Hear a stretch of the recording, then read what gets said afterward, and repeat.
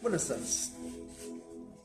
Ahora voy a leerles la sección Hidalgo, creador de la patria, del libro Cultores y Forjadores de México, una obra de Humberto Tejera, misma que fue publicada por la editorial Libromex Editores en 1929 y editada en 1961.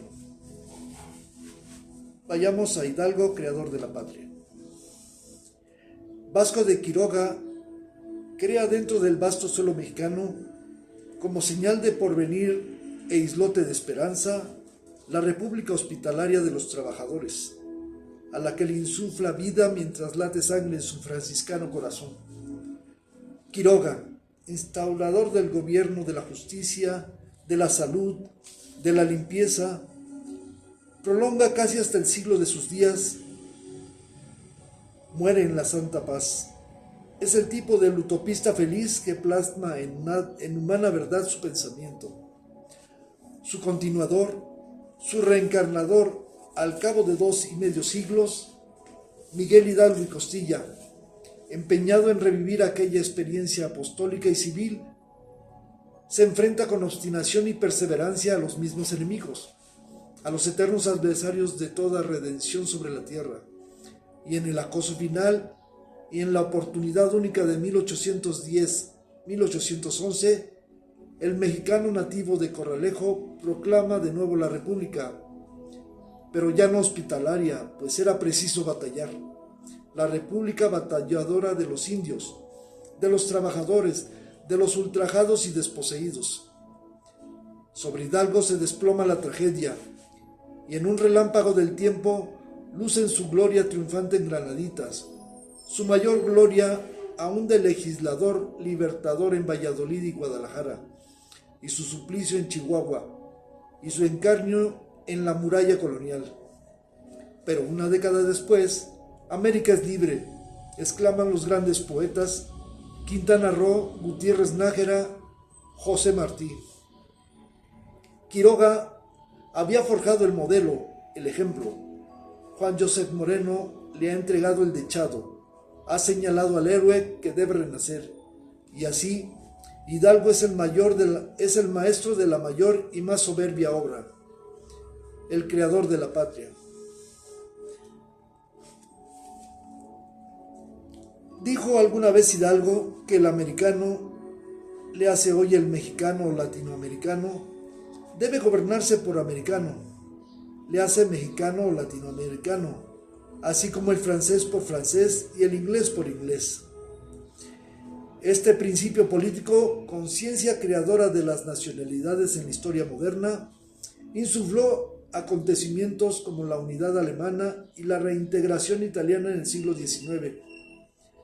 Indudablemente que hoy, ese mismo principio, conjugado con las aspiraciones sociales de las masas, causan y explican los más resaltantes hechos, y son los resortes internos de los fenómenos que contemplan en Indochina, en Egipto, en Indonesia, en África y en la misma Europa. También en este aspecto, Hidalgo se adelantó a su tiempo.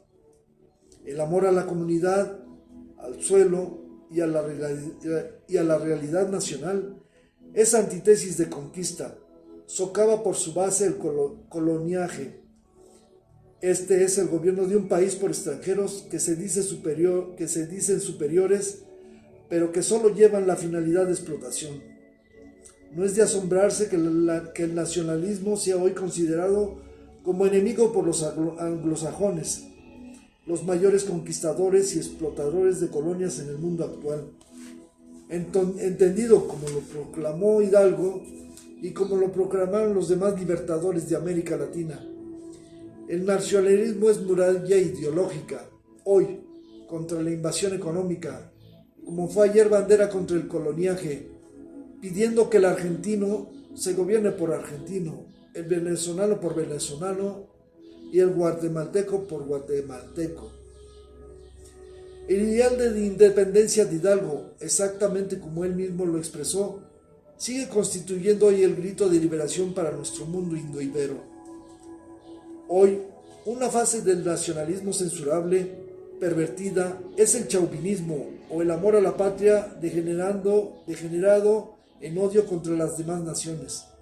En este sentido, las potencias de presa dan el peor ejemplo al entregarse a campañas brutales de odio contra los pueblos que no se les somete de agrado. Chauvinismo también, y de la peor clase, son las amenazas y conflictos que provocan los déspotas inseguros en su silla contra los hermanos vecinos para divertir a sus pueblos. Este nacionalismo cainesco que explotan Trujillo en Santo Domingo, Jiménez, Somoza o Carias en sus feudos es criminal y además falso. El nacionalismo que merece respeto es el que equivale a patriotismo.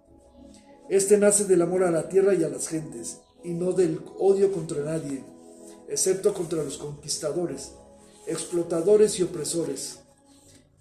El nacionalismo de Hidalgo y de los libertadores, como lo puntualizó el Bate Olmedo, es la unión de los pueblos para ser libres y jamás vencidos, y requiere que cada vínculo político-económico de América Latina se gobierne por sus propios hijos. Es este nacionalismo la condenación y el rechazo de tutorías, de misiones providenciales, de destinos manifiestos de responsabilidades de un país para gobernar a otros. Herencia vigente de la generación de 1810, este legado de los héroes que veneran nuestros pueblos no podrá ser nunca expulsado del corazón de quienes con conciencia histórica se sienten vinculados con descendientes de los hombres de 1810. No ha terminado aún la lucha por la independencia en América Latina. Todavía 12 millones de kilómetros del continente y 20 millones de gentes son colonias, protectorados, dominios de Europa, y de las 20 repúblicas indolatinas independientes, más de la mitad se han convertido ya en haciendas, feudos, factorías, bases, campos de explotación de estos agentes siniestros, tenebrosos, inhumanos y casi innominados, que se llaman los trusts, los que ejercen ya directamente o por medio de esbirros y guardias blancas su feroz explotación. Los recientes sucesos de la Guayana inglesa no son más escandalosos que los que en años muy próximos han provocado los trusts petroleros, bananeros, azucareros, etc., en Venezuela, Colombia, Puerto Rico, Perú, etc., o los que siniestramente han hecho en Guatemala la United Fruit y la Standard Oil. El constante uso de intervenciones piráticas contra la soberanía de los pueblos es la repetida puñalada al corazón del nacionalismo indolatino. Los pueblos latinoamericanos, sin excepción, glorifican a sus libertadores. Rendimos lores y mirra a Bolívar, Hidalgo, San Martín y Morazán. Pero es absolutamente cierto que la mejor ofrenda que puede presentarse a sus manes es perpetuar su ideal y conservar su obra de libertad y de independencia. Y esto no lo están sabiendo hacer las generaciones actuales.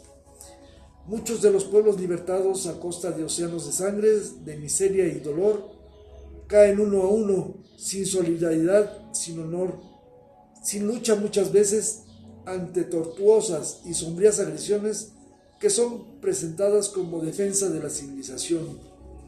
Hidalgo, en este segundo bicentenario, merece el homenaje continental que pedimos para su teoría, también continental, de que el mexicano y el latinoamericano se gobiernen por sí mismo. Fidelidad al nacionalismo bien entendido, que es patriotismo. Todavía el internacionalismo social está muy lejos de salvar al mundo. Todavía las utopías supranacionalistas de la ONU están muy lejos de ser otra cosa que disfraces de las peores tretas contra los pueblos. No queda hoy en pie, como ancora de salvación, sino la lucha por el nacionalismo que significa libertad, independencia, soberanía, el nacionalismo que exige que cada país se gobierne por sí mismo y en beneficio de sí mismo, siendo cada pueblo calificador y árbitro de su suerte. Sentimiento de gobierno propio, de nacionalidad y de patria, que creó la surgencia de estas 20 repúblicas a la vida. Ese es el nacionalismo de Hidalgo y de los libertadores indoiberos,